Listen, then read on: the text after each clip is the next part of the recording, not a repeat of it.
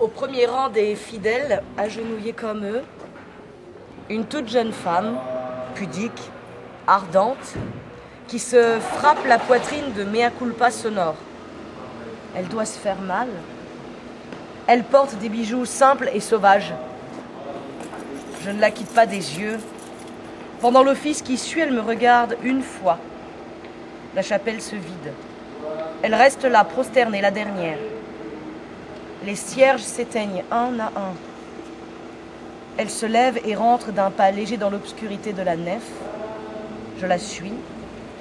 Je me heurte à une grille, je la perds, je me perds, je tâtonne vers la veilleuse de la sortie. J'aurais voulu la voir marcher dans la rue. Elle doit être déjà loin. Elle surgit de la pénombre vers le bénitier. J'y trempe mes doigts et je lui tends l'eau bénite. Elle l'accepte et nous nous signons. Je lui ouvre le battant de la porte à contrepoids et elle la franchit, puis moi. 2 pas plus loin, je devine une deuxième porte. Nous sommes seuls pour un instant dans cette boîte de bois. Nos doigts qui s'étaient touchés pour l'eau bénite se joignent de nouveau. « Vous parlez espagnol ?» demande une voix sans hâte. « À peu près, dis-je, récompensé d'un coup de l'avoir appris. Suivez-moi de loin jusqu'à ce que je me retourne, voulez-vous ?»« Oui. » Et alors après, on va avancer. Après, elle dit « Je demeure chez ma mère ». Elle lui dit, alors il la suit, « Mais j'ai une amie qui me prêtera sa demeure, suivez-moi encore. » Et là... Cette seconde promenade bienheureuse commence.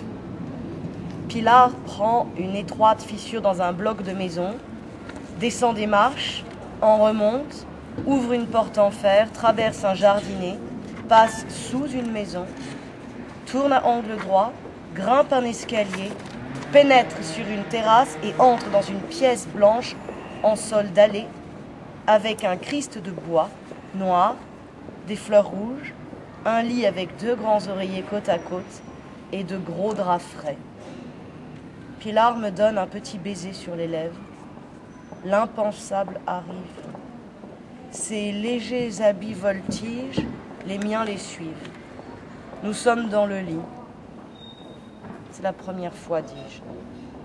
Est-ce possible, dit-elle en riant de plaisir. Jusqu'à 11 ans, j'ai cru que si les statues féminines des parcs ne portent pas un tout petit sexe masculin, c'est à cause de la discrétion des sculpteurs. Plus tard, à l'atelier, j'ai vu des modèles nus et j'ai presque regretté mes femmes imaginaires. Et moi, dit Pilar, vous êtes ce qu'il faut. Parlez encore, dit Pilar, qui m'enseigne.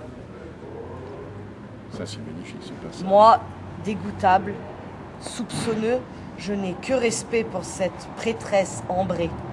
Je me sens croître entre ses bras comme un jeune tronc et devenir un homme. J'éprouve une stupeur et une reconnaissance.